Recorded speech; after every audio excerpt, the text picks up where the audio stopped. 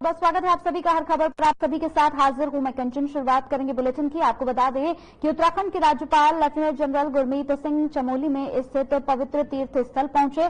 बताते चले कि पवित्र तीर्थ स्थल पहुंचने के बाद उन्होंने वहां पर श्री हेमकुंड साहिब में माथा टेका और प्रदेश की सुख समृद्धि और खुशहाली की कामना की। इस दौरान राज्यपाल ने गुरुद्वारा प्रबंधक कमेटी के सदस्यों से बातचीत की और हेमकुंड पहुंचे सभी श्रद्धालुओं को शुभकामनाएं दी। साथ ही राज्यपाल ने कहा कि सच्चे बादशाह गुरु नानक देव जी ने हमें सरलता, नम्रता, करुणा, सेवा आदि का जो सबक सिखाया है वो बहुत ही अच्छा मार्गदर्शन है। मुझे बहुत खुशी हो रही है कि गुरु के दर्शन करने का सौभाग्य प्राप्त हुआ है।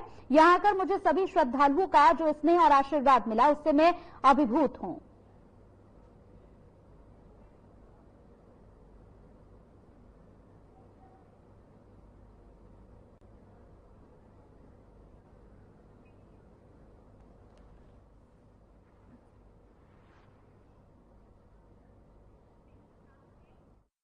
चलिए इसी बीच इस वक्त की बड़ी खबर के साथ शुरुआत कर रहे हैं। आपको बता दें कि इस वक्त की बड़ी खबर, कांग्रेस लगातार यहां पर अपनी ओर से सर्वे शुरू कर चुकी है। केदारनाथ में कांग्रेस ने अपना सर्वे शुरू किया है। विधानसभा क्षेत्र में भेजे जाएंगे पर्यवेक्षक, जनता और कार्यकर्ताओं से फीडबैक भी लिया जाएगा। सर्वे के आधार पर भेजा जाएगा प्रत्याशियों का पैनल। इस वक्त की बड़ी खबर, केदारनाथ विधानसभा चुनाव में टिकट के कई दावेदार, अभी तक दावेदारों की ओर से कोई भी आवेदन हासिल नहीं हुआ। तो बड़ी खबर, अभी तक दावेदारों की ओर से किसी भी तरह का कोई आवेदन नहीं मिला है। कांग्रेस ने अपना सर्वे शुरू कर दिया है। केदारनाथ में जिताऊ प्रत्याशियों के लिए यह सर्वे शुरू किया गया।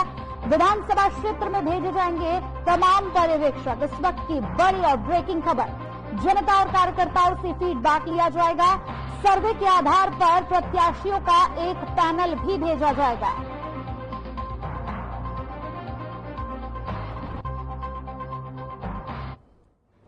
जैसे जैसे मौसम बदल रहा है वैसे वैसे नई बीमारियों का आगाज भी शुरू हो चुका है। अब डेंगू यहां पर दस्तक दे चुका है। लोगों को जागरूक करने का कार्य किया जा रहा है। राजधानी देहरादून में डेंगू को लेकर प्रशासन काफी एक्टिव नजर आ रहा है। डेंगू से बचाव के लिए जिला प्रशासन और स्वास्थ्य विभाग के साथ नगर निगम के कर्मचारी लोगों को जागरूक करने में जुटे हैं। इसी कड़ी में देहरादून के डीएम यासविन बंसल ने स्वास्थ्य विभाग को 20 फॉगिंग मशीन देकर कर्मचारियों को स्वच्छता को लेकर ज्यादा कार्य करने के निर्देश दिए। इस दौरान देहरादून के सीएमओ संजय जैन भी मौजूद रहे। सीएमओ डॉक्टर संजय जैन ने बताया कि अभी तक देहरादून में डेंगू के 21 मरीज जो हैं वो सामने आए हैं, जिसमें से 19 मरीज स्वस्थ होकर अपने घर पहुंच गए हैं और अभी 2 मरीजों का दून मेडिकल कॉलेज में इलाज चल रहा है। नहीं, वर्तमान में कुल 21 मरीजों को इलाज पॉजिटिव हमारे डेंगू पॉजिटिव पाए गए हैं, जिनमें 19 मरीज हमारे स्वस्थ होकर अपने घर जा चुके। 2 मरीज इस समय दून हॉस्पिटल में एडमिट है और अभी वर्तमान में डेंगू से इस साल अभी तक टेस्ट हुई डेथ। आपको लगता है सब चुनौती बढ़ गई है? नहीं, अब चुनौती थोड़ा सा अक्टूबर का महीना हमारे लिए चुनौतीपूर्ण है, लेकिन रात में ठंडा होना शुरू हो गया है। तो हमारी कोशिश है कि हम पूरे अक्टूबर सघन घर घर जाके लॉन्गिसाइडल वॉकिंग एक्टिविटी हम लोग आशाओं वॉलंटियर के माध्यम से हम करेंगे। तो हमें उम्मीद है कि हम इस वक्त की बड़ी खबर एक और आ रही है। आपको बता दें कि लगातार सड़कों की मरम्मत का कार्य शुरू हो चुका है। सड़कों की मरम्मत के लिए लगातार यहां पर तैयारियां की जा रही थी। आपको बताते चले कि प्रदेश में 633 किलोमीटर सड़क की मरम्मत की गई है। 14 दिन में की गई लंबी सड़क की मरम्मत। सीएम धामी ने जरूरी दिशा निर्देश दिए, जिसके बाद सड़क की मरम्मत का कार्य शुरू किया गया। सड़कों को गड्ढा मुक्त करने का आदेश भी दिया गया। विभाग को 15 अक्टूबर तक दिया गया है समय। बड़ी खबर इस वक्त की, प्रदेश में 633 kilometer सड़क की मरम्मत की गई है। मुख्यमंत्री धामी की ओर से यहां पर आदेश दिया गया, जिसके बाद सड़क मरम्मत का कार्य शुरू किया गया। विभागों को 15 अक्टूबर तक का समय भी दिया गया।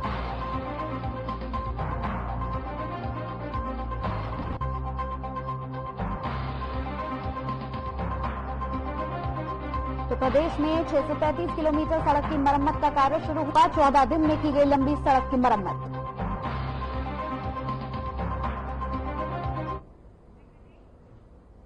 यहाँ रुकते एक छोटे से ब्रेक के लिए, जल्द हाजिर होंगे कुछ और खबरों के साथ। आप बने रहिए।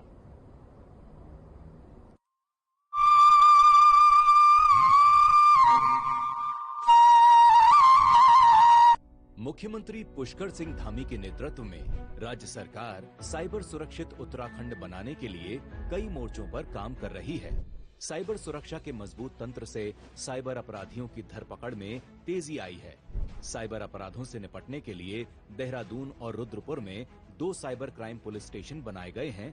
इसके अलावा सभी जिलों में साइबर सेल स्थापित की गई हैं।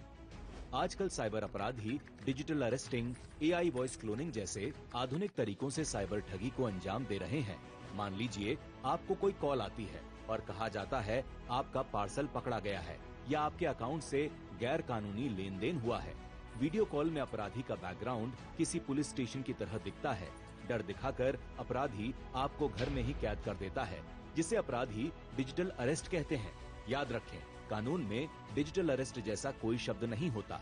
पुलिस या कोई एजेंसी आपको कॉल पर अरेस्ट की धमकी नहीं देते, लिहाजा डर या धमकी भरी ऐसी बातों पर कभी यकीन न करें।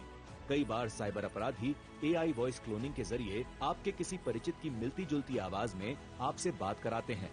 उसके अरेस्ट होने या फंसे होने की बात करके आपसे पैसे ऐंठ लेते हैं। इसलिए अपराधियों के झांसे में आने से पहले अपने परिचित को खुद कॉल करके पुष्टि जरूर करें। पैसा दोगुना करने, विदेश में नौकरी दिलवाने जैसे लालच में कभी न फंसें। किसी अनजान नंबर से आई वीडियो कॉल को कभी रिसीव न करें। व्हाट्सएप, ईमेल या SMS में आए किसी भी अनजान लिंक को क्लिक न करें। गैर जरूरी ऐप्स डाउनलोड न करें। केवल वेरीफाइड सोर्स से ही ऐप डाउनलोड करें। पासवर्ड, OTP एवं अन्य गोपनीय जानकारियां किसी से साझा न करें। पासवर्ड मजबूत रखें और समय समय पर बदलते रहें। अगर आप साइबर अपराध के शिकार हो जाते हैं तो बिना देरी किए टोल फ्री नंबर 1930 पर शिकायत दर्ज कराएं। साइबर क्राइम पर करें प्रहार, बने जागरूक, रहें होशियार। प्रधानमंत्री नरेंद्र मोदी जी के मार्गदर्शन और मुख्यमंत्री पुष्कर सिंह धामी के कुशल नेतृत्व में उत्तराखंड सरकार महिलाओं के सर्वांगीण विकास और सशक्तिकरण के लिए लगातार कार्य कर रही है। पिछले कुछ वर्षों में सरकार द्वारा लखपति दीदी योजना, सशक्त बहना योजना, महिला स्वयं सहायता समूह सशक्तिकरण योजना जैसी महत्वपूर्ण योजनाएं लागू की गई हैं, जिनके माध्यम से महिलाओं का आर्थिक सशक्तिकरण किया जा रहा है। सशक्तिकरण के इन्हीं प्रयासों में शासन, प्रशासन और निर्णय लेने की प्रक्रिया में भी महिलाओं की भागीदारी को बढ़ाया जा रहा है। जहां एक ओर महिलाओं को सरकारी नौकरियों में 30% का क्षैतिज आरक्षण दिया गया है, वहीं अब सरकार ने कोऑपरेटिव बैंकों और सहकारी समितियों में महिलाओं के लिए 33% आरक्षण देने का निर्णय लिया है। यह निर्णय महिलाओं की राजनीतिक और सामाजिक भागीदारी को बढ़ावा देने के साथ साथ सहकारी आंदोलन में सबका साथ, सबका विकास के मंत्र को और मजबूती देगा। सरकार के इस ऐतिहासिक निर्णय से अब महिलाओं के लिए नए पंचायत स्तर पर सरकारी समितियों और जिला सहकारी बैंकों में भी महत्वपूर्ण पदों पर सुनिश्चित भागीदारी का रास्ता खुल गया है। इस निर्णय से सहकारिता विभाग द्वारा चलाई जा रही सभी योजनाओं का लाभ समाज की आधी आबादी तक और प्रभावी तरीके से पहुंचेगा। लैंगिक समानता और महिला सशक्तिकरण की दिशा में सरकार के ये प्रयास न सिर्फ महिलाओं को आर्थिक रूप से सशक्त बनाएंगे, बल्कि उनकी सामाजिक स्थिति को भी सुदृढ़ करेंगे। संकल्प से सिद्धि की ओर, सहकारिता से समृद्धि की ओर।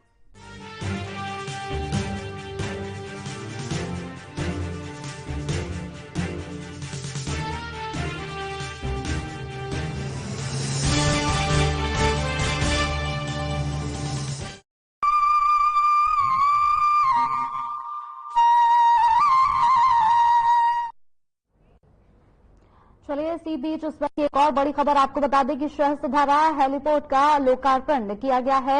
यहां पर मुख्यमंत्री धामी की ओर से हेलीपोर्ट को लेकर आयोजन किया गया और इस कार्यक्रम में सीएम धामी ने प्रतिभाग भी किया।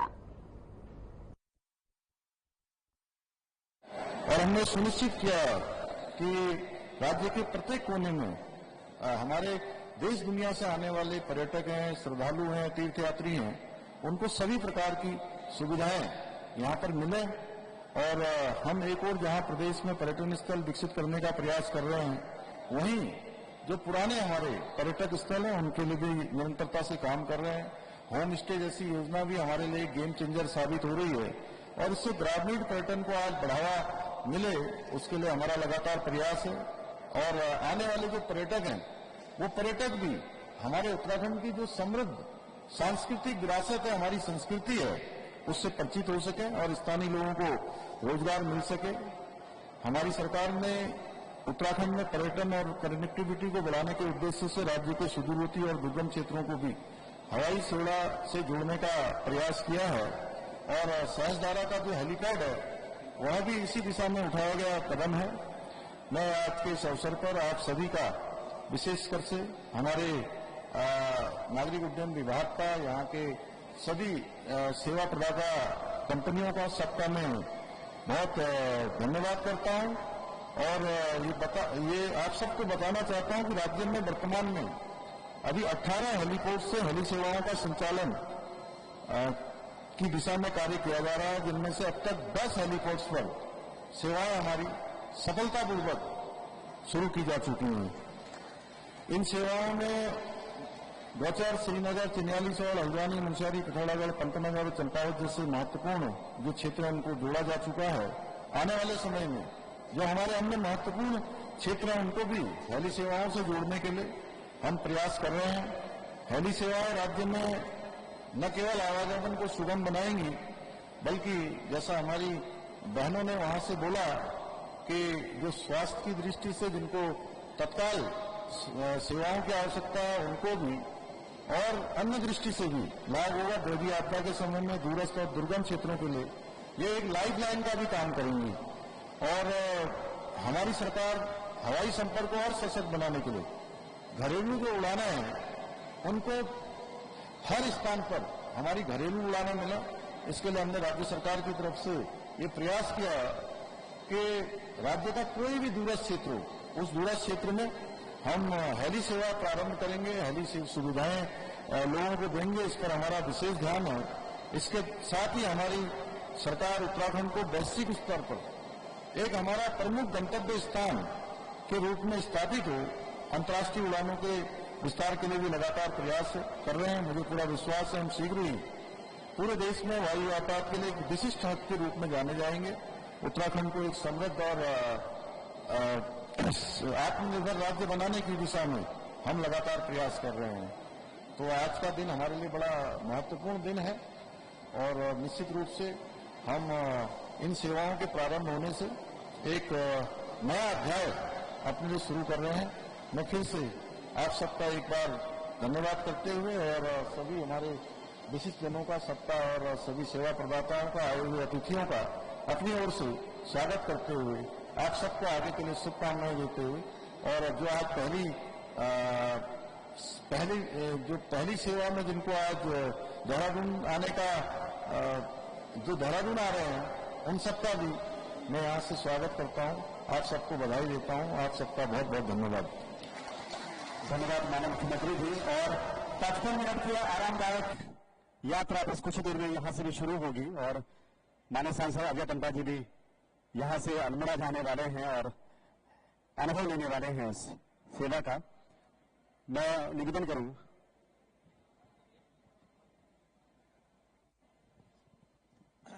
बहुत जल्द हम अभी यहाँ से और भी 3 नई जगह के लिए हेली सेवा प्रारंभ करने वाले हैं। मैं इस अवसर पर ये आगे के लिए कि हम बहुत जल्द यमुनोत्री, गोचर और जोशियाड़ा के लिए भी हेली सेवा प्रारंभ करेंगे। बहुत बहुत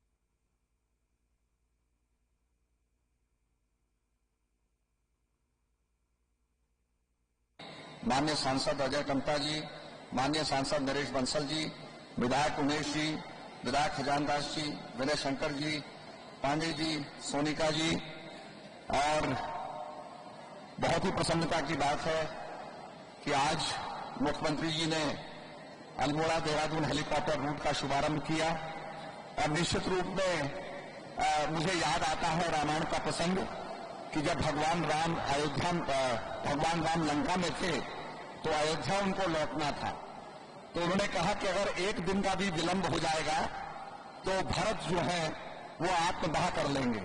तो पुष्पक विमान का उपयोग किया गया और यही पुष्पक विमान एक हेलीकॉप्टर है, तो निश्चित रूप में हेलीकॉप्टर से जल्दी हम पहुंच सकते हैं गंतव्य तक। और माननीय मुख्यमंत्री जी ने हमें जो निर्देश दिए हैं कि जगह जगह होम स्टे बने, तो आज 5000 से ऊपर होम स्टे हमारे उत्तराखंड में खड़े हो गए हैं। आप जिस गांव में जाएंगे आपको होम स्टे मिलेगा, और होम स्टे मिलेगा वहां का खाना, वहां का भोजन, वहां का लोकल डिशेज आपको खाने को मिलेंगी, तो निश्चित रूप में आपको पहाड़ का स्वाद भी चखने को मिलेगा। आज माननीय मुख्यमंत्री जी के निर्देश में जितने भी हमारे 5 स्टार्स होटल हैं वहां पर गढ़वाली थाली, पहाड़ी थाली, उत्तराखंड की थाली, कुमाऊनी थाली, ये सारी थालियां आपको मिलेंगी, तो ये बड़ी खुशी की बात है। और मैं चाहूंगा कि जो यहाँ इन्वेस्टर्स बैठे हैं ऐसे स्थानों में पॉड होटल्स बनाएं। मैं जब यहां से अहमदाबाद गया था तो एयरपोर्ट पे ही पॉड होटल बने हुए थे, तो यहां पर भी आप पॉड होटल बनाइए, जगह जगह पॉड होटल बनाइए। और निश्चित रूप में मैं ये भी चाहूंगा कि अगर आप एविएशन से अलाइन करेंगे तो आपकी होटल की बुकिंग के अंदर हेलीकॉप्टर का फेयर भी इंक्लूड हो सकता है। तो आप जैसे हेलीकॉप्टर की बुकिंग करेंगे आपका कमरा भी बुक हो जाएगा और आपकी हेलीकॉप्टर राइड भी सुनिश्चित हो जाएगी। तो इस प्रकार से नए नवाचार के साथ हम लोग एविएशन को आगे बढ़ाएं, टूरिज्म को आगे बढ़ाएं। तो मैं सबको बधाई देता हूं और कार्यक्रम की समाप्ति की घोषणा करता हूं। धन्यवाद। बहुत बहुत धन्यवाद। और हमारे सभी अतिथि माननीय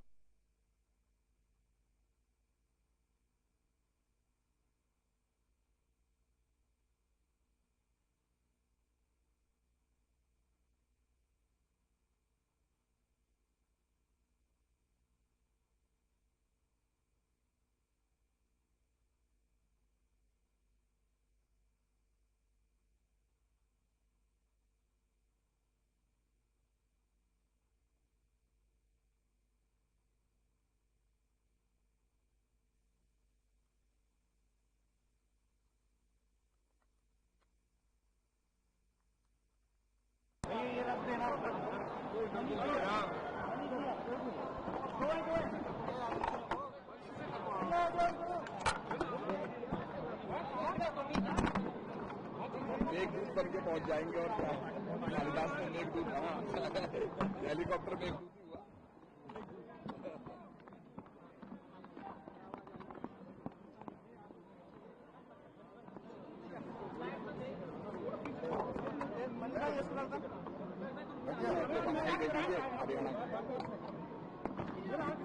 मोदी जी को बधाई दीजिए, नड्डा जी को, जनता को। आज इको टर्मिनल का आपने उद्घाटन किया है और एक का फेयर भी इंक्लूड हो सकता है। तो आप जैसे हेलीकॉप्टर की बुकिंग करेंगे आपका कमरा भी बुक हो जाएगा और आपकी हेलीकॉप्टर राइड भी सुनिश्चित हो जाएगी। तो इस प्रकार से नए नवाचार के साथ हम लोग एविएशन को आगे बढ़ाएं, टूरिज्म को आगे बढ़ाएं। तो मैं सबको बधाई देता हूं और कार्यक्रम की समाप्ति की घोषणा करता हूं। धन्यवाद। बहुत बहुत धन्यवाद। और हमारे सभी अतिथि माननीय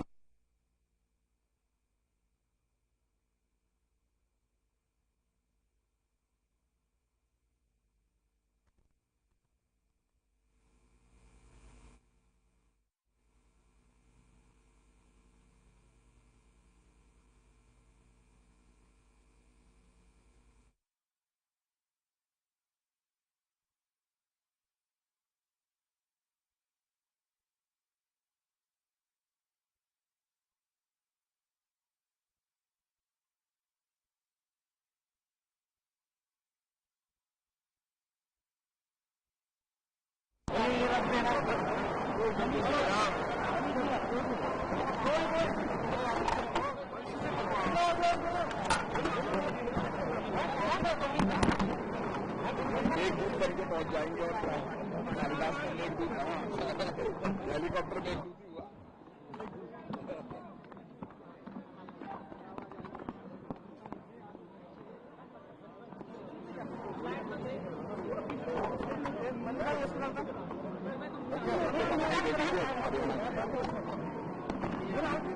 मोदी जी को बधाई दीजिए, नड्डा जी को, जनता को।